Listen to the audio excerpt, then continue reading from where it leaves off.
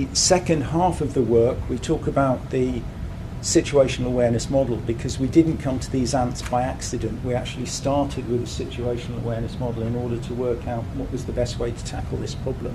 And it's important to emphasise that. It doesn't come across in that paper. And in the work that's been submitted, we talk about intrusion detection, monitoring and building up models on vehicles of the networks around them.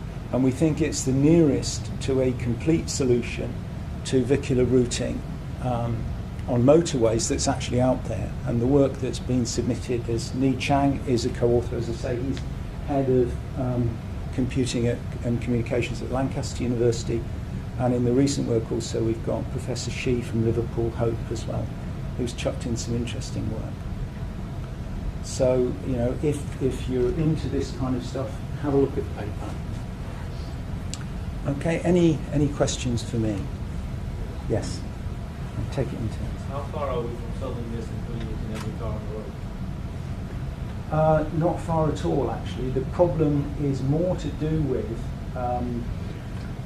inner cities. The original idea would be you have one kind of routing algorithm and one approach, regardless of environment. It's very likely that we have different strategies for controlling motorway traffic and controlling inner city traffic. Indeed, we've been banging our heads against a wall trying to think about a way of using wave in the inner city, and you know, as far as we can see, we're going to have to use cellular network technology. But in terms of your standard mobile phone, I mean, I'm a comms academic, and there isn't just one standard algorithm on there.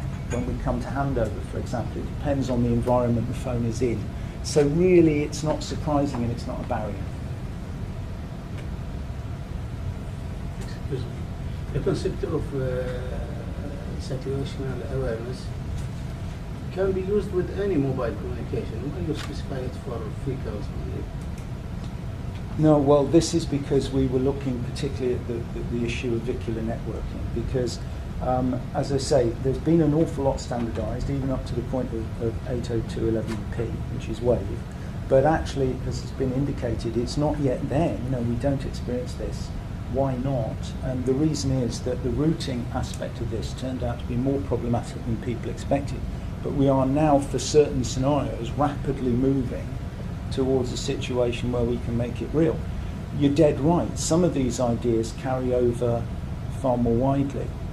What we felt was that the benefit of situational awareness is particularly dramatic here, because by using this ant colony-based approach, you can actually handle intrusion detection, which is crucial, and critically it's very useful because unlike a standard ad hoc network, these vehicles are moving very fast.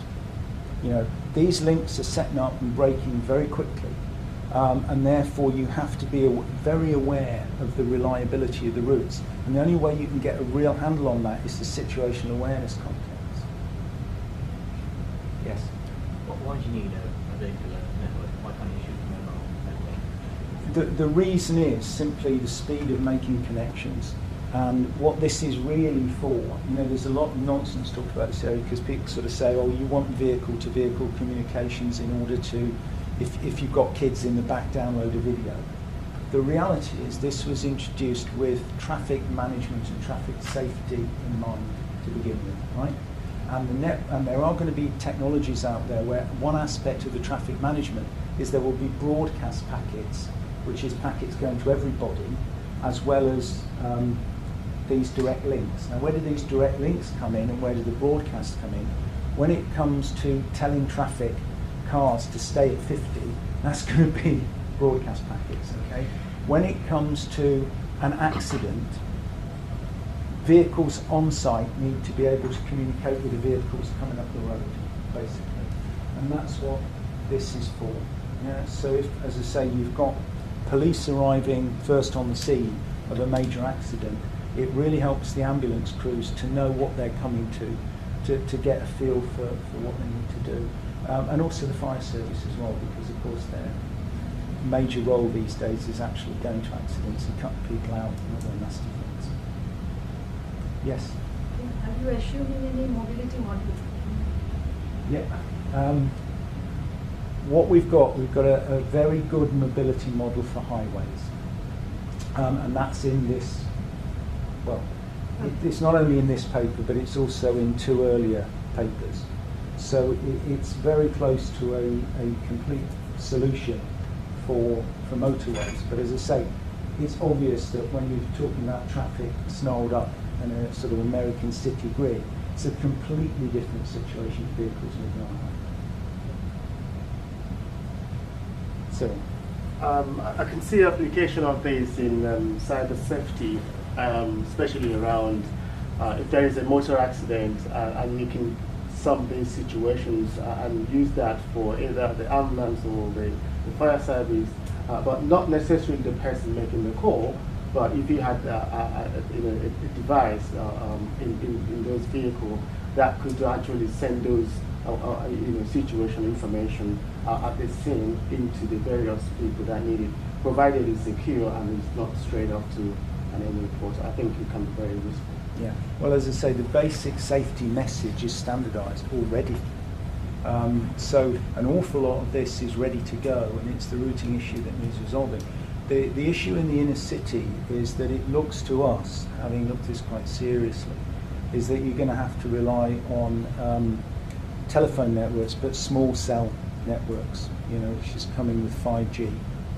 And I really don't want to get that techie, because unless you're into the area, it's you just glaze over. But we're some way from that yet. There are issues. I mean, even fighting over standardisation for small cells is fairly toxic at the moment, because this is where the money will be in terms of the hardware rollout. But yes, absolutely. Anything else? Yep, thank you, guys. Thank you.